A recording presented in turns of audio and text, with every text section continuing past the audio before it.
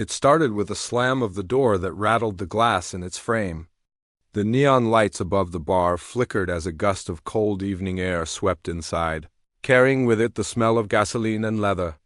Every head in the room turned not because of the draft, but because of the man who entered. A biker, tall and broad-shouldered, his leather jacket patched with emblems that screamed arrogance. His boots pounded against the old wooden floor as though the place already belonged to him. In the far corner sat an old man. Thin shoulders, wrinkled skin that looked worn from years of sun and storms, and eyes that still carried something sharp beneath the weariness. He was 84 years old, a veteran, and yet he sat quietly, nursing a small glass of soda. No alcohol, just the fizzing sweetness he liked to sip while remembering days when his hands were steadier and his back stronger. His jacket was plain, except for a single faded patch on the left chest, a symbol of his service. Nearly invisible now from time and wear, the bar had its usual hung glasses clinking, a jukebox humming a country tune, but tension slithered in with the biker. He scanned the room like a predator, his eyes narrowing when they landed on the old man in the corner. "You sittin' in my spot?" "Old man," the biker growled, stomping closer. The veteran looked up slowly. His voice was calm, almost too soft for the chaos that was about to unfold. "Didn't know anyone owned a chair in here," he said, his lips curling into a faint smile. A few patrons chuckled nervously, but the biker didn't find it funny. He loomed over the veteran, casting a shadow across his frail frame. The old man didn't flinch. His hands rested steady on the table, but there was a quiet pride in the way he sat, as if decades of discipline still anchored him. "Get up," the biker barked. His voice carried authority, but beneath it was insecurity, like a child desperate to prove himself. The veteran tilted his head, his voice gentle, almost fatherly. "Son, I've stood up for this country more times than you've stood up for yourself. If you want the chair that bad, maybe you ought to ask like a man, not bark like a dog." A hush fell over the bar. Someone muttered under their breath, "Lord help us." The biker's face turned red, rage boiling inside him. Without warning, he shoved the old man, hard. The veteran stumbled back against the wall, his glass crashing to the floor. The room gasped. A few people half rose from their seats, but no one dared intervene. The biker stood tall, chest puffed, thinking he had asserted dominance. But the veteran, struggling to catch his breath, pushed himself upright. His voice trembled but carried a strange power. "I've bled so men like you could swagger around in peace. You think shoving me proves you're strong, son? You don't even know the meaning of strength?" The words cut deeper than any knife. The biker sneered, but for a fleeting second, doubt flickered across his face. Still, pride chained him. He spat at the old man's boots. The bartender, a wiry, middle-aged woman with nerves of steel, finally shouted, "That's enough. Get out of my bar before I call the sheriff." But before anything else could happen, a sound broke through the night air outside. Low, heavy, and unmistakable. The thump-thump-thump of rotor blades. Slow at first, then louder. The kind of sound that makes every bone in your body vibrate. The kind of sound that means something serious is coming. The biker froze, his eyes darting toward the windows as dust trembled on the sills. Patrons rushed to the glass, pressing their faces to see what was happening. Out in the gravel lot, shadows stretched as a massive Black Hawk helicopter descended, its blades slicing the night, throwing up clouds of dirt and grit. The bar's neon lights flickered again as the ground shook. The old veteran, still catching his breath, simply sat back down. His eyes softened not in fear, but in recognition. He had heard that sound before, long ago. In jungles where lives were measured in seconds and courage was the only currency that mattered. For him, it wasn't noise. It was memory. It was home. The biker's arrogance began to crack. He stepped back, muttering, "What the hell?" The helicopter landed with force, its side door sliding open. Figures emerged, shadows against the rotor wash, their uniforms unmistakable. A Black Hawk unit. Soldiers in full gear. Men and women trained for the kind of violence this biker pretended to understand.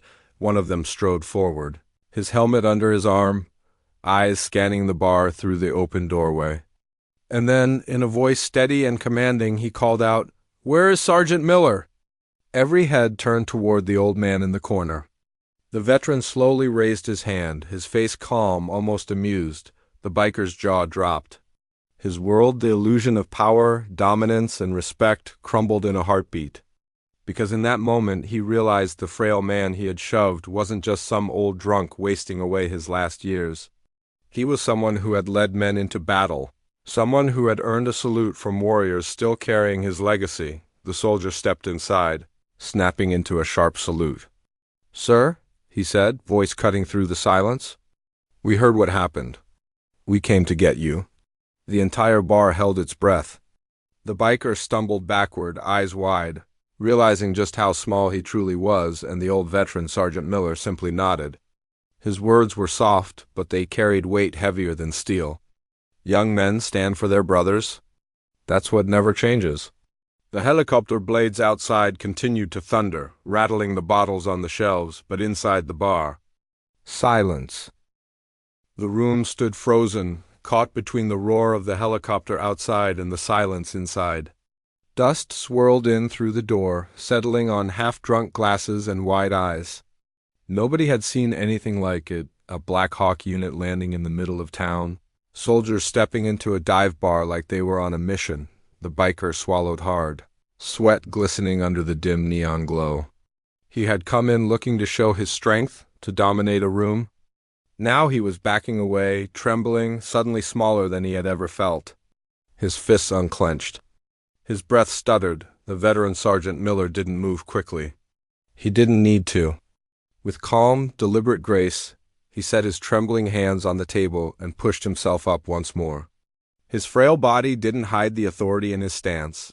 The soldier who had called his name walked closer, boots heavy on the floorboards, saluting once more.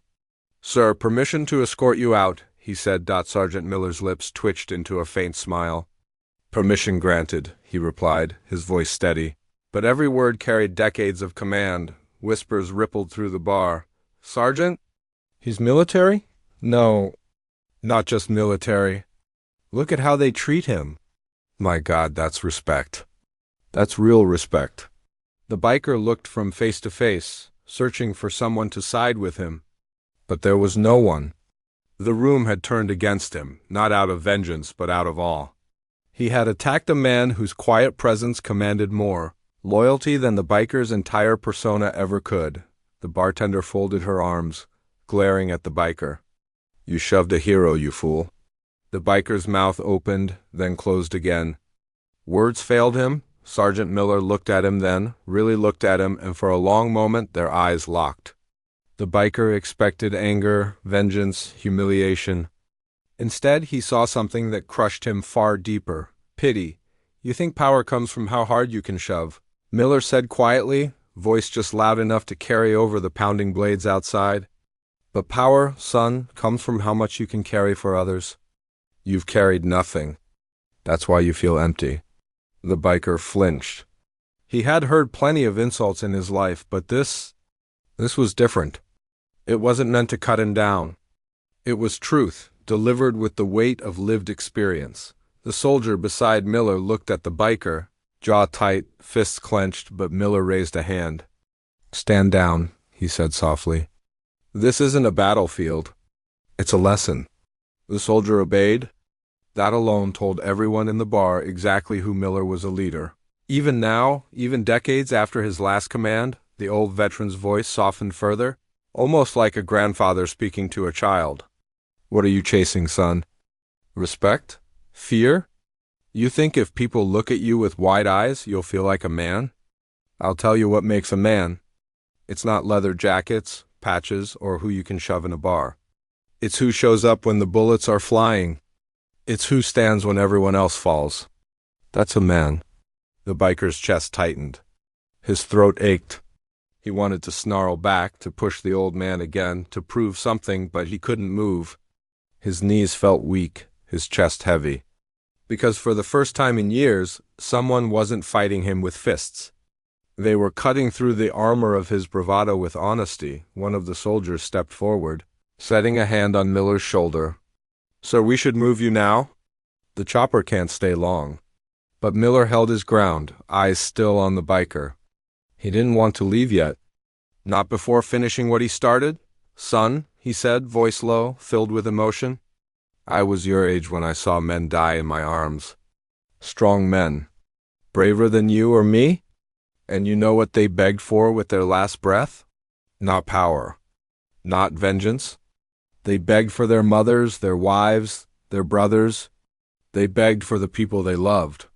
Because in the end, that's all that matters. Love, loyalty, sacrifice. The biker's lip trembled. His chest rose and fell rapidly. For a second, he looked like a child again, lost, ashamed, afraid. His eyes glossed with tears he would never admit to. The bar patrons sat in reverent silence. Nobody touched their drinks.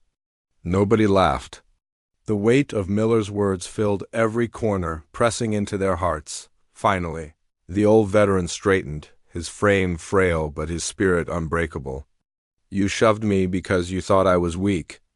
But weakness is living without purpose. And I promise you, son, I'm not the weak one here. The biker's knees buckled, and he sank into a chair, his face pale, his hands trembling. For once, he didn't look like a predator. He looked like a man who had just been confronted with the truth. He'd been running from his entire life. Miller turned to the soldiers. All right, let's go. They moved to escort him, 2 soldiers gently supporting him as they guided him toward the door. The helicopter's blades were still thundering, the night vibrating with their power. People pressed aside as Miller passed, some lowering their heads, others whispering thank you under their breath. At the door, he paused. He turned back toward the biker, his expression softening again. It's not too late, he said. Just 4 words, simple, but heavy enough to crush the walls around the biker's heart. Then he stepped out into the storm of rotor wash. Dust flying everywhere, his thin frame silhouetted against the blinding floodlights of the Black Hawk. Soldiers helped him aboard. One by one, climbing after him. The biker sat frozen. The sound of the helicopter shaking him to his core. He thought he knew toughness. He thought he knew respect. But all of it paled against the quiet dignity of an old man who had carried more weight than he could ever imagine. As the Black Hawk lifted off, the ground trembling, Miller gave one last salute through the open door. And the soldiers, every single one of them, saluted back. The bar erupted into a silence thicker than before. Glasses sat untouched. People exchanged looks, each one knowing they had witnessed something they would never forget. The biker lowered his head into his hands. For the first time, he didn't feel angry. He felt small. He felt ashamed. The bartender broke the silence. Maybe now, she said, her voice sharp but steady, you'll learn what it means to be a man. The biker didn't answer. He couldn't. The sound of the helicopter faded into the night sky, but its echo stayed, carved into his soul, and for the first time in his life, he wasn't thinking about himself. He was thinking about what that old man had said, about sacrifice, about love, about carrying weight for others. The night after the Black Hawk lifted into the stars, the bar felt empty. The biker sat alone in his room, a bottle untouched on the table in front of him. Normally he would have downed half of it by now, drowning his frustrations, silencing the gnawing voice inside his head. But tonight, the silence was louder than anything he had ever known. He couldn't stop hearing the words. Weakness is living without purpose. And I promise you, son, I'm not the weak one here. They echoed like a curse, like a prayer, like truth he never wanted but couldn't escape. For the first time, he looked at himself in the cracked mirror across the room. The tattoos on his arms, the scars on his knuckles, the leather jacket tossed over the chair, they had all been armor, props to convince the world he was dangerous. But staring at his reflection, he didn't see danger. He saw emptiness. He saw a man terrified of being invisible. Sleep didn't come. When his eyes shut, he saw the veteran's frail body rise after the shove, unbroken. He saw the soldiers saluting with reverence. And then he saw himself, the coward in the corner, shrinking in the presence of real strength. The biker slammed his fists against the table, the sound echoing in the hollow room. Damn it! He shouted, but his voice cracked, breaking into something closer to a sob. He buried his face in his hands. The next morning he wandered into town. People looked at him differently now. Some with disdain, others with quiet judgment. Nobody laughed at his presence. Nobody flinched when he walked by. For the first time, no one feared him. And he realized how much he had depended on that fear to feel alive. At the diner, he overheard whispers. "Did you see what he did to Sergeant Miller?" Coward shoved an old man. And then those soldiers showed up like angels out of the sky. Never seen him look so small. Each word hit harder than a punch. He didn't argue, didn't puff his chest. He just paid for his coffee and walked out, his jaw tight, shame gnawing at him. That night, he dreamed again. The sound of rotor blades filled his skull, but this time, it wasn't just a memory. In the dream, Miller stood before him, surrounded by shadows of soldiers whose faces the biker couldn't see. They stared at him with eyes full of judgment. Miller's voice rose over the storm of blades. "What weight have you carried?" He woke drenched in sweat, heart pounding. He sat on the edge of his bed, gripping his head in his hands. He didn't have an answer. Days turned into weeks.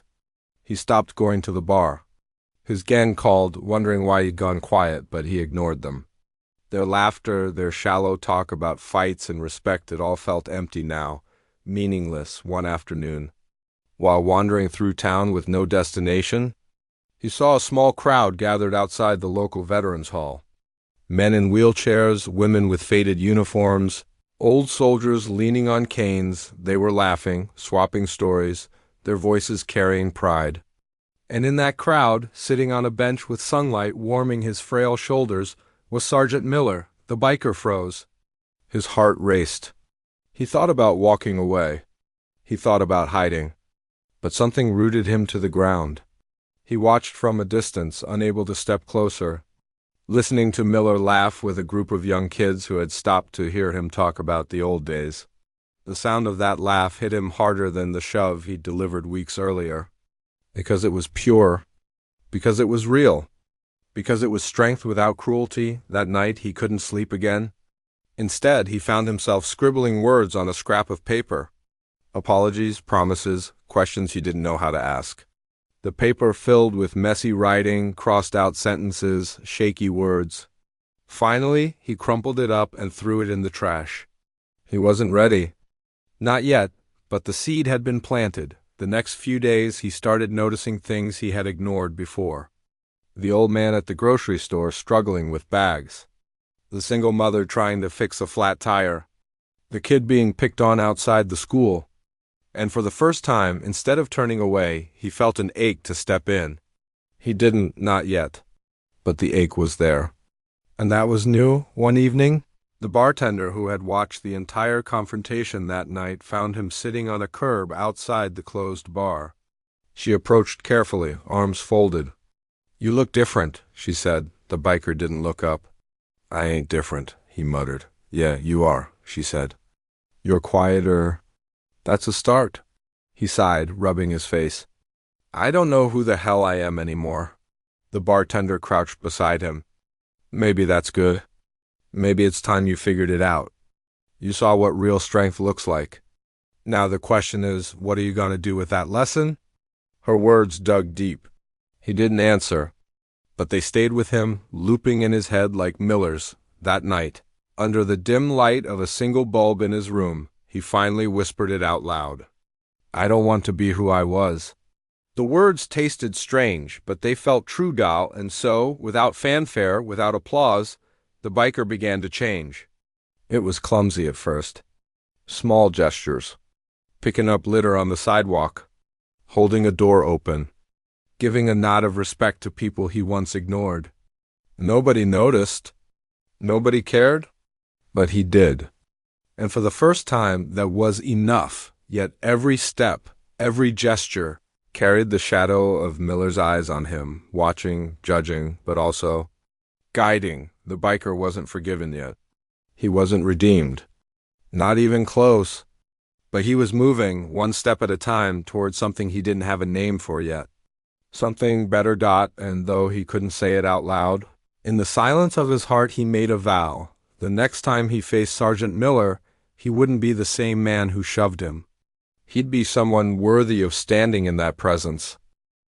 Weeks had passed since that night in the bar, but the sound of rotor blades still haunted the biker's dreams. Every time he closed his eyes, he saw the frail figure of Sergeant Miller rising to his feet, unbroken even after the shove, and the way an entire Black Hawk unit saluted him as if he were carved out of legend. It was a memory that refused to fade. The biker had stopped going to the bar. He stopped stomping into rooms as if he owned them.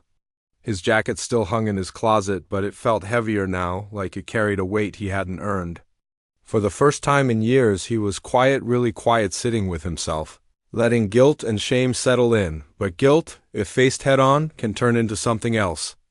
It can turn into resolve. He began asking questions. Who was Sergeant Miller? What had he done? He talked to townsfolk, to the bartender, to anyone who might know. The old woman behind the counter told him stories how Miller had served in Vietnam, how he'd saved men in firefights that no one else could have survived, how he came home to silence and shadows but carried his burden with dignity. She spoke of medals locked away in a drawer that Miller never bragged about. He didn't need to. His life was his proof. The biker listened. And for the first time in his life he felt small, not because he was mocked, but because he realized how big another man's heart could be. One evening, when the sun melted into the horizon and painted the sky in fire, the biker found himself standing outside the veteran's modest home. The house was old, its porch sagging, the paint peeling, but the flag on the pole out front stood straight and proud. He hesitated, fist stuffed into his pockets, stomach twisting. He hadn't felt fear like this even in his wildest fights. He knocked. The door opened slowly. And there he was, Sergeant Miller. Thinner now, his eyes a little more tired, but his presence no less commanding. The veteran studied him for a long moment, the silence stretching like a test. Finally, the biker spoke, his voice breaking. I came to say I'm sorry. Miller tilted his head, his lips twitching into the faintest smile. I know, he said simply. The biker blinked. You knew?